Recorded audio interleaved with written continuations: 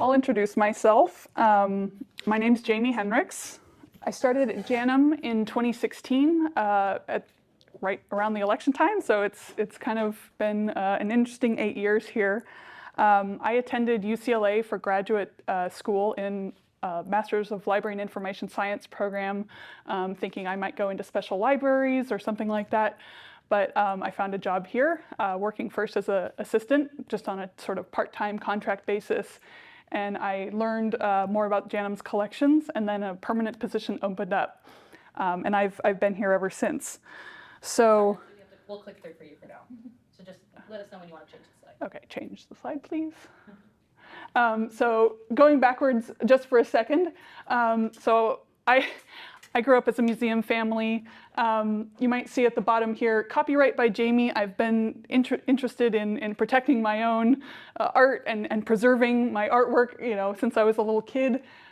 Here you see, I like the way you organize your papers, so it's kind of been ingrained in me ever since I was a little kid to keep things nice, and it just kind of worked out becoming sort of a special collections librarian archivist. So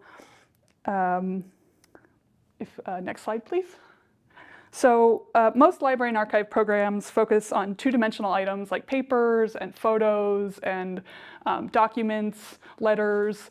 But here at JANM, the collections run everything from papers, photos, documents, to trucks, a whole barracks, leaf blowers, a flag that is as large as a street. So I've had to learn a lot since I've been here because, again, I was trained in paper and flat objects. But so I've learned a lot over the years that I've been here, been thrown into doing a lot of things. But I just wanted to share some of my experiences with papers, photos, and documents with you. So in theory, the main part of my job as an archivist is to help people with research. So I process collections that come in. We get a lot of donations. I work on, like family collections that come in. People offer them to us. So I prepare them from the way that they were at someone's house and make them ready for being able to be used by staff. Thank you. Staff or researchers or family members who want to come and visit their objects. And so this is formerly our Hirosaki National Resource Center, where I helped researchers. You can see our books and our research room. It's going to be revamped with the new renovation, but there will still be a space to help people do research there in the future. So this is just one small portion of our storage. We have a lot of our materials are stored by material type to save on space and also for preservation reasons. So, for example, a lot of papers and documents are stored together. A lot of photos are stored together. And so on shelves that kind of look like this and archival boxes. So basically, I'm going to be teaching you, I'm going to be telling you a little bit about how we do it here and a little bit about how you can preserve objects at home, because not everyone has the time, the money, the space, the mental capacity. They're tired at the end of the day. So I'm going to give you some options so that you can take care of your own items at home. So yeah, again, everything can be adjusted for time, materials, and your preferences. Like what's right for you and your family might be different than how I might have kept something. And it really depends on how you plan to use your objects. Like if you just only want these items to be handled once a year when the family comes, you might store them differently than if you want your grandkids to look at them every weekend or something like that. Or if you don't mind, them being used. So next slide, please. Thank you. So again, this is another view of storage. This is also from a couple of our collections videos that we made during lockdown in our Unboxed series. You can find those on our JANM YouTube. So the most basics, you just want to keep your temperature and humidity as stable as possible. In Los Angeles, usually our weather is pretty good. It's not too humid, it's not too dry, except for, as you know, when we get the Santa Anas, it's extremely dry. So, if things get too humid, it can create mold issues. Once it gets above about 65%, you might start to get mildew. You know what like mildewy clothes smell like. If your letters or papers get too moist, humid, then you might start to get humidity issues and mold problems, which can then spread to other items. So, but if they're too dry or too brittle, which is a very low humidity, then they might crack. Or you've probably, in the summer versus winter, your wooden doors, they either swell and then they're hard and stuck, or when it's really dry, they shrink and then they don't fit as well. And when this happens over time, repeatedly, sometimes wood can break. You might have furniture where it's peeling off or something's cracked because it's contracted and grown over time. So temperature and humidity changes can also be problematic. But basically, we want to try to keep objects in a stable condition as possible. So you should ideally try to avoid storing items close to heat, like directly under your heater or right next to your computer where it's warm and blowing out hot air, or where it's damp, like near bathroom, washing machine, under your sink. Like, I know that might sound crazy, but when I worked at my high school for about a year, their historic archives was in an old house in the bathroom. And I was like, oh my goodness, we got to find a new place. Because even though no one's showering in the bathroom, like, you never know, a pipe could break.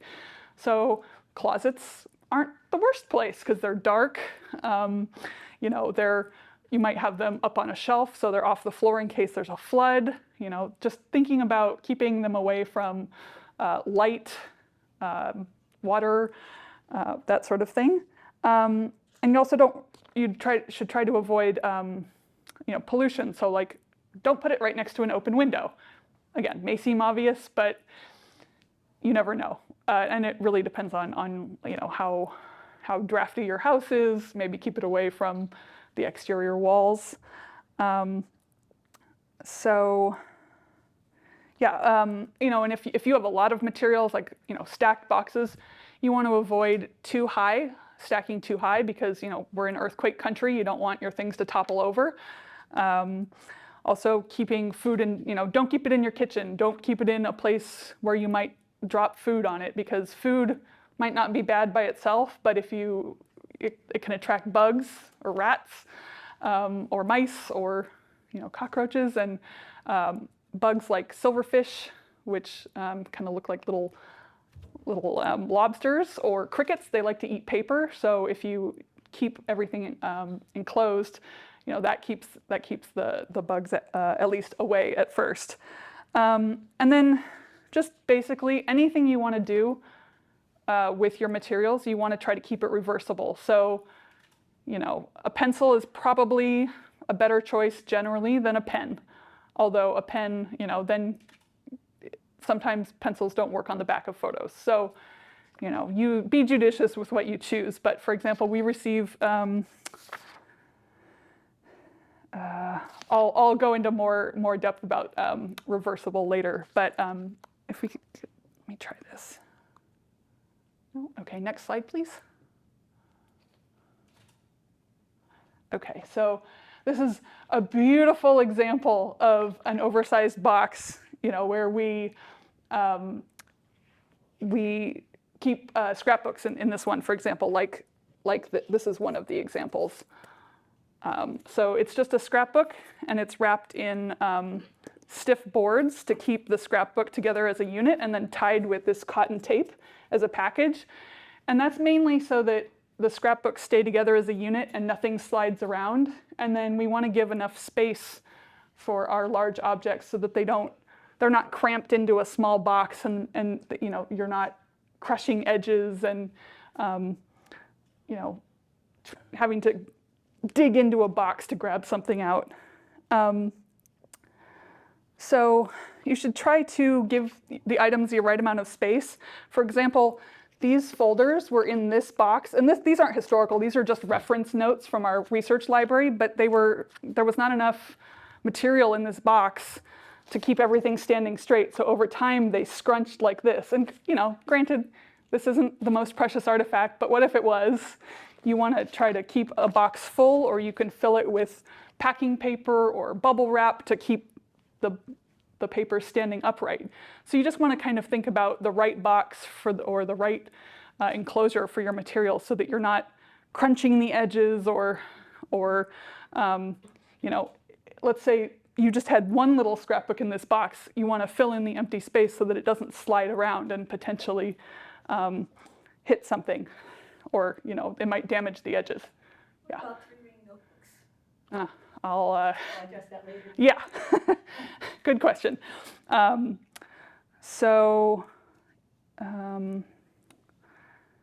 Yeah. I'll get to this maybe with photos. Okay. Next slide, please. So this photo is actually a negative that is in our Tanaka Photo Studio collection. The Tanaka Photo Studio was here on 1st Street in Little Tokyo, I believe I don't know if it started in the 20s or the 30s, but most of the photos that we have in this collection are from the 1930s, and they're these large negatives, about 8 by 10, and a lot of them are family portraits or wedding portraits, but basically, they're almost 100 years old, and we were able to scan all of them, hundreds of them, and they look beautiful. So with that being said, if you have negatives, it's really great to keep your negatives along with your prints, because negatives tend to last a lot longer than prints, especially with being printed on modern paper. Like currently, the color photos deteriorate pretty, they fade really fast if you're taking them out or leaving them on the wall.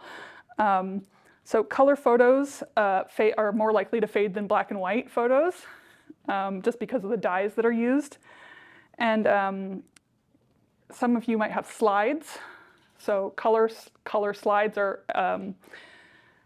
less likely to fade than color negatives, but they're still not great. Black and white usually keeps, as you can tell, keeps looking the best, the longest. So for photos and photo albums,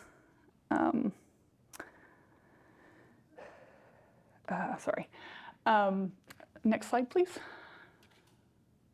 So as I was mentioning earlier about reversible, so this is actually from the Shimomura collection. I don't know if you're familiar with the artist Roger Shimomura. He's here in the middle of this little photo, and that's his sister in all these baby photos. And it's really great that that the family identified all the members of the family in so many pages of the scrapbook, but they used Post-it notes and then taped the Post-it notes to the photos. So the tape is really, a Post-it note, you could probably pull it off carefully and it wouldn't damage anything, but now that there's tape, it's really hard to reverse that without maybe tearing off part of the photo. So we've just left it because we could contact a conservator and they could do a treatment, but multiply that by thousands and thousands and thousands of Post-it notes. It's kind of not worth it unless you're using it for something very specific, or you have a specific grant-funded, funding to provide for that.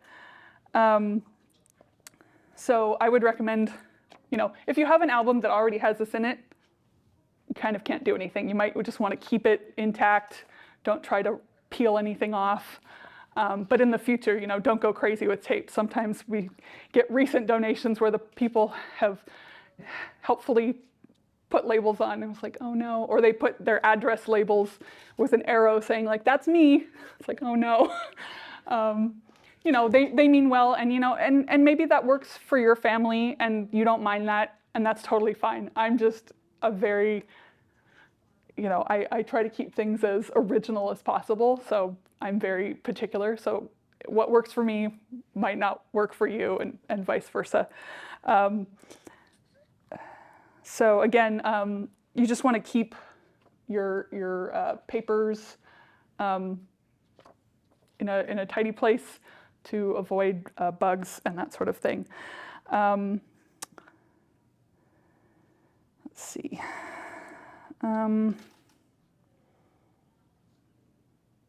Okay. So for storing photo albums and photos, it's really good to, we have all these expensive, fancy archival boxes, and they're really great, and they will keep things safe really long term. But really the best thing that you can do, the cheapest option and most easily done option is to just use either printer paper, that's workable, or we buy acid-free paper, which is cotton, made of cotton, so it's not going to become acidic as fast, because most paper is made of wood, or wood pulp, and so wood becomes really acidic over time. But the best way to just make a barrier is to put some paper in. So for example, this is an old sort of large photo in one of these paper enclosures, and it's got a sheet of paper over the surface of the photo, because this paper can interact with the photo, and you won't be able to see it from here, but if you look really close, the photo has started to become silvery at the edges, and it's a technical term, it's called silvering. And so we just like to do the easy way of protecting the photo by just making a paper barrier to protect the photo. And so anyone can do something like this. You just cover up your photos if you have them in something like this, or if you have a photo album, you might put a sheet of paper in between some of the pages. Okay. And ideally, you would try to avoid older plastic folders. So we use what's called Mylar, which is these sort of plastic folders, and they come in different sizes. They're not really necessary, but if you have something that's really fragile, or if you want to show it around to people, you can put papers or objects or photos into these Mylar folders. And you don't have to get fancy, expensive Mylar, but you just want to avoid older plastics. If you notice you have plastic at home, you can check to see if it's good or decent for preservation or not. If you put it in a jar, a glass jar, out in the sun, and you might notice some old plastic that you have is cloudy, so that means it's off-gassing. So that means you can use it for general things, but if it's your prized family photo, you might not want to put something like that in there. Okay. Next slide, please. Sorry, Mom. These are my family photos. So this is basically just to say, you can't really do anything about this in the present. So I just wanted to show, this is an old scan, so it's not the most clear scan. It's from about 20 years ago. But you can see this very large fingerprint. So, people just want to handle their photos. They want to show them to their friends. But photos, especially modern ones that are printed, they're very glossy. And so that's really easy to pick up fingerprints and smudges. And eventually, over time, those oils can deteriorate the photos or affect the surface of the photo. So you can edit a scan of the photo if you really want to and touch it up. But if you can avoid it in the first place, that would be really great. So I suggest, we actually do wear nitrile gloves, which are the blue, usually blue gloves to touch photos and metal objects so that we don't affect them. But you can use, if you just touch the corners of the photos or flip them with a little piece of paper or something like that, then that just keeps them lasting a little bit longer. But it really depends on what you're using your photos for. Oh yeah, we also, sometimes we use these little things called micro spatulas. It's probably hard to see because it's tiny, but we can use this to flip over photos so that we don't have to touch anything. And we can also use that to flip pieces of paper. Okay. Next slide, please. So this,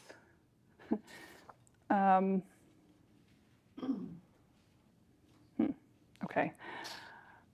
I think this is a little further than I expected, but also, if you have broken or torn photos, don't use tape to put them back together. You can just leave it alone. If you really want a nice, crisp, clean image, you can scan both pieces and stick them back together digitally. That's infinitely better than using tape. You can put them in one of these sleeves, or you can support them with something stiff, like we have this called blue board, very, aptly named, or you can use a piece of cardstock that's supportive, just so that the pieces all stay together. Okay, and if you have dirty photos or negatives, you can use a little soft brush or a little sort of air. You can buy air puffers at like a camera supply store to get off dust. But basically, you just don't want to scrub, because that can scratch the surface, especially of negatives, because once you ruin the negative, you don't really have much recourse. Next slide, please. Okay. I'm going to go back to that one later. But okay, so these are actually historic negatives. I just also wanted to say, you can't stop deterioration. What we're doing is basically either slowing it down or unintentionally speeding it up. So these negatives are from the Rafu Shimpo collection. The Miyatake Studios took photos for the Rafu Shimpo, and they're little, I can't remember, acetate or something, plastic essentially negatives. But over time, eventually the negatives are going to start to bubble, possibly. You can see it looks sort of sweaty over here, and over there it's big channels because the emulsion layer has separated away from the plastic base. And it just happens, and you can't undo it, but keeping the photos in proper temperature and humidity and nice folders and keeping them in separate little sleeves help to delay the process, but sometimes there's nothing you can do. So what we did is we went through and found negatives that looked like this, and put them into separate boxes and put them into the freezer, because putting them in the freezer, it's like putting something on ice, and it's really cooling down the temperature. So it's just sort of putting it into stasis as much as possible. But we scan them, and actually you can't tell very much that. Sorry, I thought I had a slide. Well, basically, there should be another slide that shows what a professional scan can look like, even with a damaged negative, and it's really not too bad considering the look of the damage. So if your negatives are brittle or discolored or wavy, I would just suggest separating them so that they can live by themselves. You don't have to put them in a freezer. We have special freezers dedicated to that in our storage. So basically, you can also tell if they're deteriorating because they'll smell like vinegar. It's a chemical process, and so if you have maybe home movies at home, that can really affect old home movies and negatives, and they'll smell like vinegar when they're deteriorating. So you just want to try to, if you notice that, stop, rehouse them. Otherwise, they'll start to deteriorate more. Okay, next slide, please. Oh, there we go. Okay, so these are, let's see. These are also from the Tanaka collection. As you can kind of see, there's sort of spots in the middle, and sort of it looks like a puddle over there in the center of that negative. But I mean, considering how damaged they were, roughly probably the same amount of damage as those bubbly ones you saw, that's pretty great. So it's amazing what a professional conservator can do to scan and clean up. They also even took the plastic away from the image and put the image onto a new piece of plastic and then returned it to us, that's also way over and above, but it's pretty cool what conservators can do. So I think those look really great for how severely damaged they are. Okay, next slide, please. Okay, this is just showing what a microspatula looks like. There's not too many photos of microspatulas on the internet. Let's see, next slide, please. Okay, Right, so now we're getting into documents. This is my copy of The Lion, the Witch, and the Wardrobe from 2nd grade, so it's about 30 years old by now. So I was mentioning how paper is usually made of wood pulp, at least, like for paperback books, for newspapers. You can see how deteriorated the inside book cover is because it was touching the pages of the book, but it was separated by this little book plate that I taped in. I mean, I was a 2nd grader. And so you can see how different that is from 30 years of just sitting there sandwiched next to each other. So that's why we really recommend just the simple thing of putting a piece of paper. So like, let's say you have a newspaper clipping and it's next to a letter, like someone sent a letter with a newspaper clipping. You might think about just taking your piece of printer paper or spending the money on acid-free paper and just putting it inside a little fold of paper, and so that it's separate from the letter, so that it doesn't start to burn sort of an after image into the thing it's sitting next to, or you can store it separately.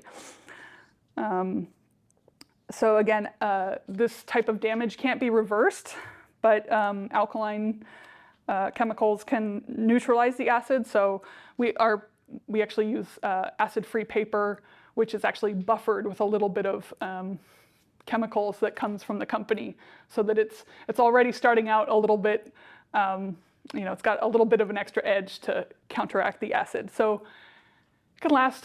We have collections that are still interleaved with the same paper from 30 years ago. You might have to change it eventually, but it can last a very long time. We also put items into acid-free folders, acid-free boxes, but we have materials that have been stored, that come to us stored in just cardboard boxes that haven't fared too badly. So for me, the most cost-effective, time-effective way of keeping your papers or things safe is to put them in nice folders or use nice paper, and then put them in a storage box that fits your needs.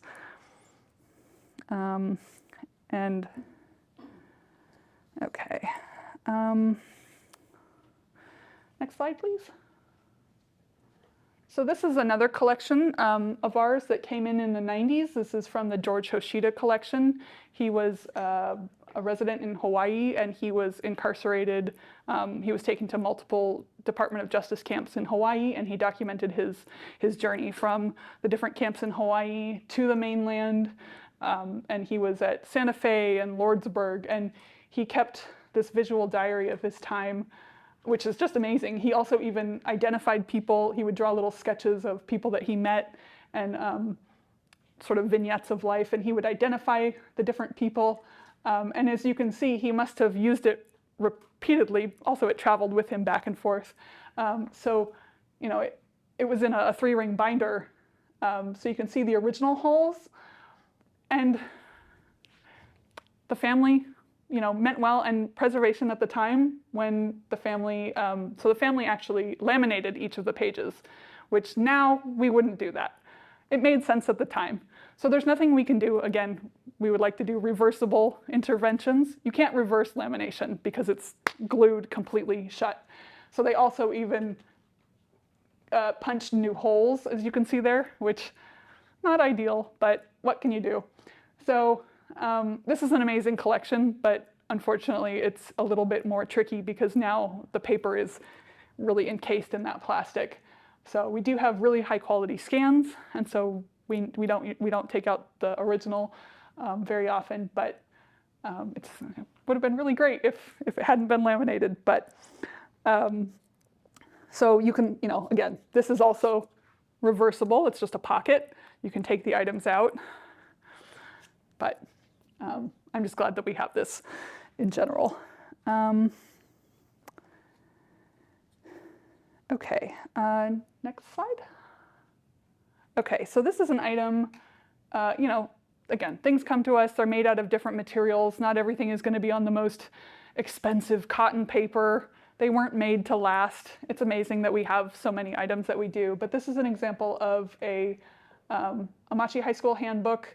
The inside paper is sort of construction, or just regular typing paper, but then this outside was printed at the silkscreen shop, and it's sort of like construction paper. but it's very, very crispy on the edges, and clearly had been shoved into different places. And so, you know, knowing that it's so brittle and crispy and pieces have broken off, we really want to protect it and just take special care with that. So I would probably put it in a folder that's larger than the item, and just be aware that you want to be careful when you're handling it. You know, I would also suggest, like, if you have letters, you know, a letter that's folded, it's better if you have space to unfold it, because where it's creased, it can wear down over time, and that can break in the creases. So just trying to be mindful of that. You can always put oversized items together so that they are in sort of an appropriate sized box, if you can. Next slide, please. So paper clips and staples are our nemesis. So, you know, sometimes they last and they're perfectly fine, but because the paper clips and staples that are really, really old are made of metal, they rust. And sometimes it's fine, and you might only get away with a little bit of, I'll say, rusty marks here. But sometimes it's sort of, depending on the quality of the paper, it might burn the paper. And so it might be hard to separate that away from the paper. So in an ideal world where we have infinite time, we do take out all the staples if we can. But, you know, sometimes we don't have that luxury. But I would recommend, you know, if you're starting out with some papers, you don't have to put a paper clip on it now. You could always put it in a little, a paper to hold your papers together. Again, with papers, you know, you want to, if you have a lot of papers, you want to store them as upright as possible, keeping everything so that it's not falling down and potentially curling up. And you can fill the extra space with extra material to expand to fill the box. You also don't want to overfill boxes, because then your box might break. That's usually not the case for us, but sometimes things come to us and they're just bulging, and you set it down and the side splits. So you just don't want that to happen to you unexpectedly.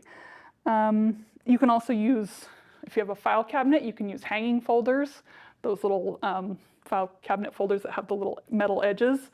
And it really helps if you can, this is just a regular file folder, but you can also, some people don't know that there's usually little scores along the bottom, and so you can flatten the folder so that it has a right angle at the bottom, so you can put the papers in and then it won't get curled up at the bottom. And you can also usually do that with hanging folders in your file cabinet. I know it's really exciting, but it does save the papers a little bit.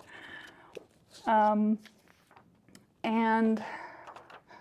sort of to wind down, for books, I mean, it's kind of the same as papers. You want to keep, you know, good air circulation. You want to store them upright like regular, or you can lay them flat. I wouldn't recommend storing the books, like if this is your book and your pages come out this way, don't store it with the pages facing down, because the pages can be so heavy they'll pull away from the spine. And, you know, it's fine if you're just packing your books and moving them, but for long term, if it's a book that's really important to you, I wouldn't recommend storing them with the pages sort of hanging downwards. You can always put a book in a box, or again, sort of support it with something stiff, like some nice cardstock, and you can tie it up. We use twill tape, which is, you can also buy it like quilting stores, but we buy this in like massive bulk and use it to make our little packages. Okay, so just some final tips. Next slide, please. Oh, yeah. Well, this is a little bit of a diversion. So it really helps so that you don't have to go through your items multiple times to remember what's in there. It might help to keep a little bit of an inventory as detailed as you can stand. sometimes it's a little too detailed. This collection came to us like this, and it was really difficult to tell what was actually in the box because the handwriting was very difficult to read, and also I wasn't sure what was the priority and what was still current. So sometimes it doesn't always help. But if it's for if your notes are for you, and so whatever helps you remember what's in your collection, that's the way to go. Okay, next slide, please. Oh, this is also just another example of how we process collections. The items came to us in these 2 boxes, and I picked boxes that were very similar size to keep the items snug in there. These were, I don't know if they were like recipe cards, but it was something similar for this, and then letters in this box. But I sorted them and unfolded them and took them out of their envelopes so that they would all be flat and take up less space. So that's what I do when I'm processing a collection. I don't get to do that very often, but I enjoy that part because it's very satisfying to unfold all the letters. So next slide, please. Okay, so this is where we're kind of winding down, but basically, you know, like I was saying with some of those letters, and for your items too also, if you're going through your materials, try to think about being like a history detective and how you would want to remember these items. Don't rearrange your materials too much. Sometimes they might have context or they might be arranged for a reason. So if you know that all your photos, you know, or like your letters, if they all came together, you might want to keep them together. Or if your items came from different people, you might want to remember that before you start mixing them in, because once you start mixing them in, you might forget why they were arranged in a certain way, and maybe that means something. But once you start mixing, then you can't undo. But that's just something that I tend to keep track of because sometimes the context matters for researchers. Like, you know, maybe this photo came with this letter, but once you take it apart, you don't remember that anymore. And just a few tips. If you want to digitize anything, try to organize everything first. You know, the physical items first, so that you don't have to. So you don't have to organize a physical object and then your digital mess. You want to organize everything first and then digitize it if possible. And you can always keep a lot of copies of your digital scans. I was just thinking, you know, with the fires, I was thinking, oh no, I don't have cloud storage. I only have, you know, my own hard drive, which I can carry with me. But what if I have to run and I can't take that with me? Then all my digitized photos are gone, and that would be a big shame. But so, you know, you don't have to go overboard, but it's good to keep a couple copies, because sometimes, you know, if you have photos on CDs, if someone scratches the CD, you might not be able to read it. That's going to go away immediately. So just try to diversify. Maybe you put it on your Google Drive or, you know, a flash drive, and you have 2 flash drives. So if one dies, you have another one. You can use CDs and other methods. So I guess sort of wrapping up, but this is our upstairs storage. We have paintings on painting racks, so it's just a really nice visual. So I will, oh, thank you. Amazon Prime members have free picture storage. I didn't know that. That's good to know. But organize yourself before you just throw everything onto the cloud, and then you won't be able to find it again. I will say, you mentioned 3-ring binders. I'll just say that. That can be handy for keeping everything together, but you know, 3-ring binders are really bulky.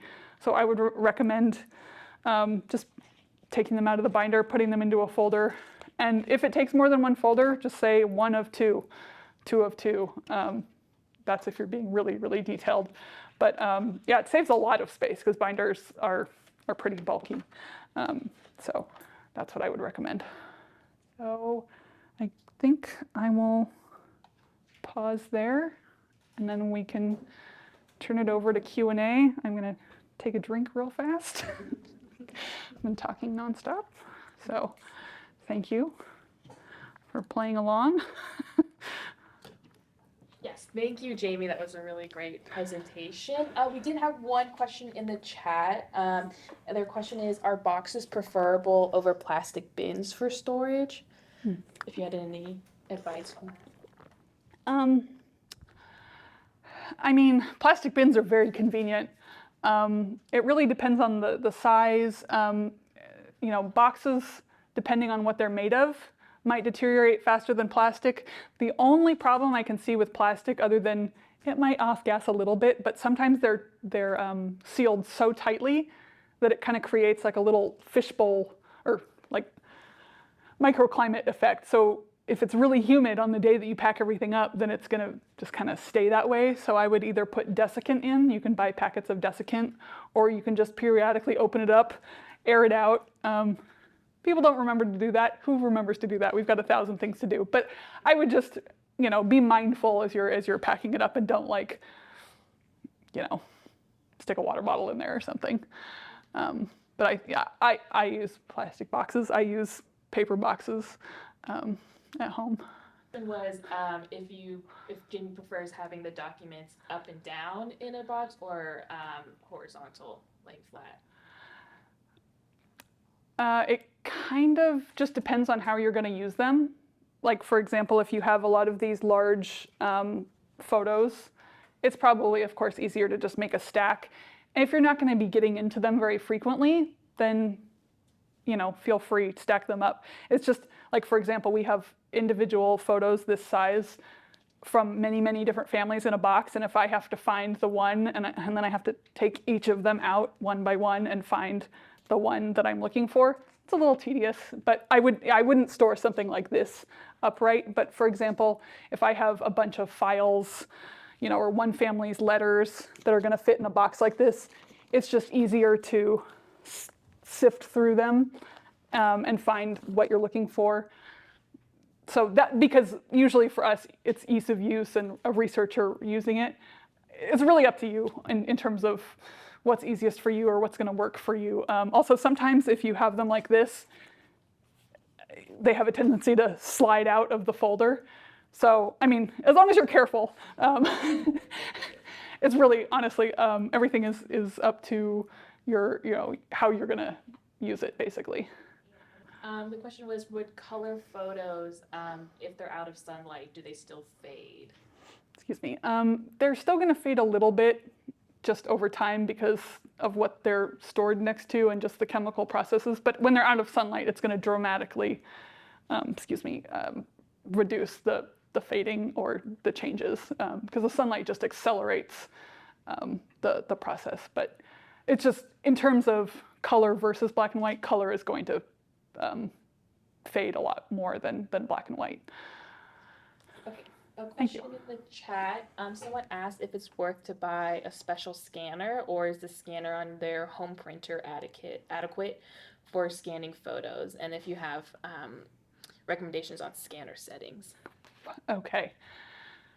Generally speaking, as long as you can, so we currently scan because we usually get asked to reprint like photos in exhibits or in books, and they want very, very large files so that it's very, very crisp. So we scan using PPI, pixels per inch or dots per inch. Basically, you want to scan it at a high enough resolution that you can make the image larger without it looking really grainy, like that family photo that I showed you, because that was scanned very, very tiny 20 years ago. We scan at 600 PPI, DPI, which is very available on a home scanner. So really the only limitation of a home scanner is the size of the flatbed, whatever you want to call it. And even then you can do, part 1, part 2, and if you're handy, you can stitch them together. But also, when you start scanning at a larger size, it also creates large file sizes, which means you have to have more storage, and your computer might, if your computer's really old, it might struggle with very large files. So you could also get away with 300. I would say 300 to 600, just so that you don't have to do it over and over and over. Because again, like I scanned those family photos back in 2002, and they're fine. But I would really like it if I had magically thought ahead and scanned at a higher resolution, so I didn't have to do it for 25 years, 30 years. We have some scans that were done in the early 2000s that were done at 600 DPI, and you would think that wouldn't look, they were done at 600. those are on our collections website, and they look like they were done, this year. So also another thing I would recommend is National Park Service conservograms. They might be a hair technical depending on the topic, but the National Park Service has tens and tens of different, usually single sheet or multi-page tip sheets on how to store anything from textiles, like your clothing, to different objects, your photos, and they can give very practical advice. So I would just recommend that. And also digitizing. I think there's digitizing tips there. Speaking of like large items, someone asked what they should do with architectural drawings and prints and large drawings of sculptural items. For a building. Okay, so large architectural drawings, if they're only small, large, you can usually get away with a large oversized folder. You can buy, we have pretty large folders. Now I'm blanking on the size, but you can also roll them. You can put tissue paper underneath and over the top and roll them carefully in a tube. It's just that the longer they're in a tube shape like that, the harder it is to unroll. And sometimes the edges can, get a little crispy if you're handling them. So. And then another question is, do you have a specific vendor for archival boxes, folders, supplies, etc. that you can recommend? That's the difficult part. I was just looking up how much a ream of acid-free paper costs, and it's like $40 to $60, which, if you don't use it that much, or if it does go a long way, that's not terrible, but multiplied by, we use Gaylord and Hollinger, which are specific archival box companies that are these oversized boxes. But really, just anything anything that, at least try to look for archival or, preservation, storage. But even just a Staples banker box could be fine if you use some nice folders or some nicer printer paper. One caveat to that is, if you go to Michael's or a craft store or something and they say archival, no one's regulating what, you can say that about anything. It's like unregulated supplements. So just, use a little bit of common sense. If it looks like it's made out of cheap chipboard or like it looks like it's made out of newspaper, that might not be as archival as something that is as something else. Usually if something is like less dyed, that's also nice, because then that's less chemicals or less interaction that might change the properties of whatever you're putting it in. So like, a bright pink box may not be as, safe as like just your average like white, box. So. This is acid-free questions. Mm-hmm. Okay. So you mentioned using paper to protect. Uh-huh. Is copy paper 100% acid-free? Just lower? It's probably the cheapest option. It's not acid-free. It's just decent. But, it's better than just putting like this. It's better than nothing when using like a photo like this. I've used copy paper at home. Again, it's so cheap. Like you could replace it every couple years, every 5 years or something. It's just whether you want to put a timer on that and remember and check it, or spend the $40 on the acid-free paper, or I'm sure there's places to get it cheaper. That's just what I looked up. So it really depends on the time you want to spend on it. I tend to think after my grandmother's, I have a tendency to recycle maybe too much. Oh no, me too. Is tissue paper too porous to use to separate like the paper? No, it's just that it's less of a barrier than regular paper. Tissue paper also has the same type of issues. You can get fancy archival, acid-free, buffered tissue, you can do that, and it can come on rolls, or you can buy sheets, but again, that's very expensive. You can use some, other tissue, but it might get crispy a little faster. But if you have the time to check on it, can't hurt. I reuse everything. I haven't met a box I don't like. So when the final one about plastic, like I have tendency to recycle, so and I use a lot of cardboard. So, chop it. So you were mentioning, the Yeah, like a little. strangeness of that. Is that not like Well, I a mean, good thing or a bad thing? well, you could use a cardboard, but put a barrier in between, just because once you have like the regular cardboard touching your object, then it's directly touching it and affecting it, kind of like that paperback book.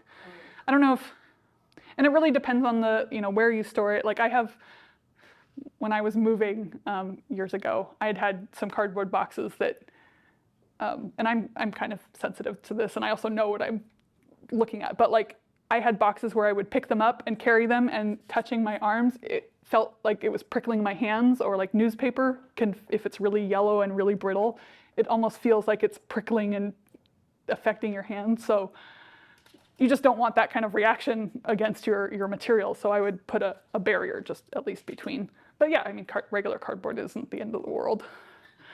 I mean, we have collections that are still stored in the boxes that they came in because they haven't been processed, and they're fine. I mean, it would be, ideally, we would rehouse them immediately, but we just can't realistically. So we do it when we get to it. Just for Zoom, a couple questions. Good question though is, what's the best way to digitize a scrapbook and make copies? Great Or like question. other kinds of materials like that. Yeah. So ideally, we sometimes, depending on the size of the scrapbook, we will put it directly on a flatbed scanner and just scan it that way. So for example, this scrapbook, or that Shimamura scrapbook with the little Post-it notes on it, it was already disassembled. So that makes it really easy. You can just untie the ties and take the pages out and flip them over one by one, digitize both sides. If you can't take it apart, you can always, we now digitize using a camera. So if people have a nice digital camera, or even just an iPhone, like, they're so fancy these days. I don't have quite the highest model, but if you get something, we call it a copy stand, but basically you can put the camera facing down over your scrapbook and then just flip the page, take the picture, and then you can just either print that out or put it digitally for your family, make a PDF. And then another question with digitization. Do you have a preference on the kind of file, like it's saved as, if those copies are saved as PDF, JPEG, whatever? So here at the museum, our standard is to digitize as a TIFF file, TIFF, and then we also make a smaller copy of that just to sort of hand out for quick use of a JPEG, because those are a lot smaller. The problem with picking specific formats is that you just hope that's what's going to be used in the future, because the National Archives, Library of Congress, and the government have suggested standards, which is TIFF and JPEG, and PDF-A, which is a specific archival PDF. But I would say JPEG and TIFF if you have the luxury of doing both, but that's a lot of work, so. Yeah, so remember we was just talking about how when they digitize their photos at home, they do what Jamie was talking about, the camera, like they're On a stand. Camera on a stand, take the pictures. And I think someone in the chat mentioned that Amazon Prime, You have unlimited cloud. you have unlimited cloud storage, and so she's putting those photos onto there as the cloud storage, and then making different album folders, and then when she wants to share that, she'll put it on a flash drive for her family. Or I can share it actually. And you can also share the link to the album. So Also at no cost. and it's included with Free. the Prime subscription, so I'm sure most of us have that. And then a question: if you are gonna send out your stuff to be digitized, do you have a recommendation on a certain company or organization? Um, we use a couple specific vendors, but only because they're, well, let me back up. We digitize our photos, slides, negatives, papers, big objects in-house. The only thing that we've sent out is home movies, just because we don't have the capability to do that. I don't have recommendations, but there are, I mean, it really depends on where you live and how much you're willing to spend. There's contract archivists also, or contract workers who are professionals who will also come, like can come to your house and do that kind of work. Personally, as a person, I would be afraid to send my things out, but especially by mail. But that's just me. I So know it really depends. public libraries Oh, yeah, do, of course. like digitization days, and so you can bring in your stuff. I know we've done a couple here too. Like we bring in stuff, we'll scan it, and then you take home the stuff, so no one's having to keep anything. Yeah, public libraries. And then I think Nikon or Kodak has come out like with new scanning technologies, so you can scan your slides and your negatives. Like, no, there's like old stuff, but they have like newer versions coming out that are compatible with the newer like laptops, computers, and that sort of stuff. So there are a lot of at-home options available as well. So members talking about different schools, like colleges and organizations putting calls out for Specific. materials. You can always be on the lookout for that. In our member newsletters, we'll have a section of that if we are doing it. But it does pose the problem of, like, if you're donating those photos and stuff, the artifacts is like, the collection storage. Most museums and organizations don't have unlimited storage, so you just have to be mindful about that. But then obviously that means you don't get to keep those photos. Or like Densho. Or yeah, Densho. But Densho is specifically more World War II focused. They scan your items and then return them. But okay, yes. Yeah, so there are a lot of organizations out there that do help with digitization. it's very time intensive. It's not just click, oh, it's done, because there's a lot of description to be done and saving files, at least for when we do it, I'll say museum style. So it just really takes funding and time. And yeah, someone put in the chat, the Los Angeles Public Library's Museum Memory Labs is asking if that's a good resource, and I would say yeah. So yay, libraries. yeah. Any other questions? Yeah.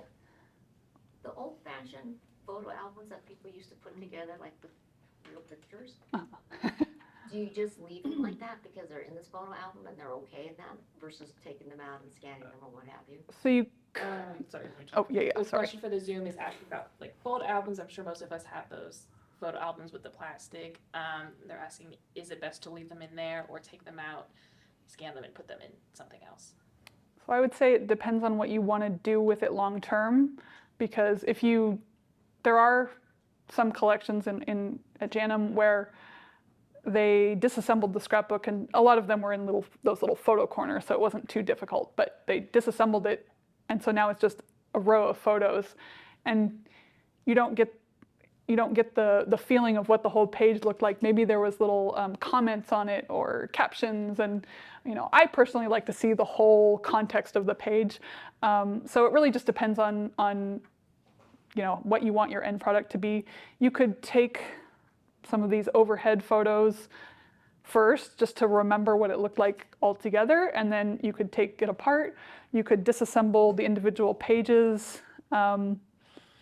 We also have some scrapbooks that are those sticky paper, and honestly, I wouldn't take those apart at the moment because the sticky is still pretty sticky, but sometimes that sticky has become so old that it's just loose, and so we can take it apart. And in that case, I would take it apart and maybe preserve or take a picture of how it looked, but then take it apart, just because the glue has dried up so much that you can just easily take it out. You can actually even use, if you're really careful, you can use unflavored floss and just sort of use it like a cheese cutter and just go whoosh, and that's kind of a fun trick. But that's only if you want to go like really technical with it. But Do you have any advice or recommendations on what to look for if you were like someone who's just buying a photo album to store the photos? Like, what should people be looking for?